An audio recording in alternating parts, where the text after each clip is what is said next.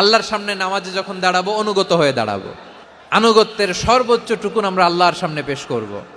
কেমন করে নিজের আনুগত্য প্রকাশ করতে হয় প্রিয় ভাইয়ের, আসুন বিষ্ণু ঈসা ইসলামের জীবনী থেকে দেখি। আল্লাহর হাবিব রাহমাতাল্লিল আলামিন কেমন করে তিনি আল্লাহর সামনে আনুগত্য পেশ করতেন।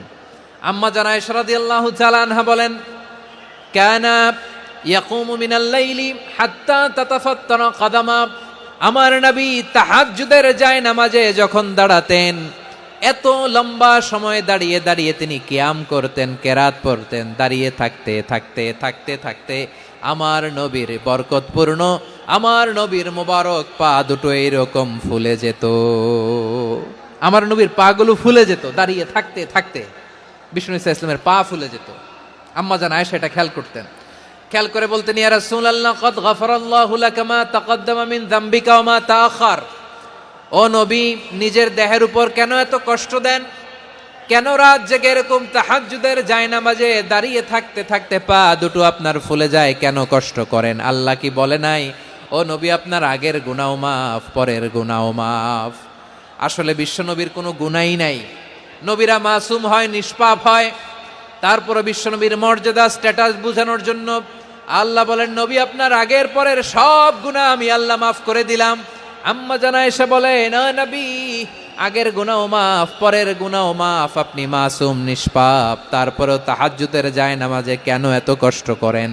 বিশ্বনবী জবাবে বলেন, আফালা উহিব্বু আন আকুনা আবেদান শাকুরা। ও আয়েশা, আমি কি শুকরগুজার বান্দা হব না? আমি কি শুকরগুজার হব না? আল্লাহ আমার সব মাফ করে দিছে, ঠিক আছে, আমার গুনাহ নাই, ঠিক আছে, কিন্তু আল্লাহর নাজ নেয়ামত ছাড়া তো এক মুহূর্ত আমার পক্ষে বেঁচে থাকা সম্ভব না। সে আল্লাহর নেয়ামতের শুকরিয়া হিসাবে আমার কি শুকরগুজার হওয়া উচিত না? আফালা উহিব্বু আন আকুনা আবদান শাকুরা, আমি কি শুকরগুজার বান্দা হব না? ও আমার ভাইয়েরা, বিশ্বনবী ঠিক এমন ভাবে আনুগত্যের নমুনা দেখাতেন।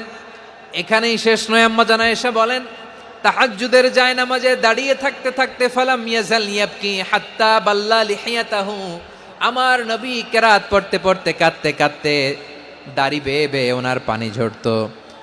আর এক জায়গায় এসেছে হাত্তা বাল্লা হাজারাহু, নবীর জামা ভিজে যেত চোখের পানিতে।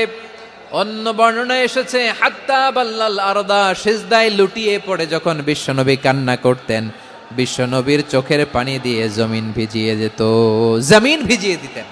কি আনুগত্য, কি আনুগত্য! এরপরে নামাজ শেষে দোয়ার মধ্যে বিশ্বনবী বলতেন, আল্লাহুম্মা ইন্নী আবদুক, ও আমার আল্লাহ, আমি আপনার দাস।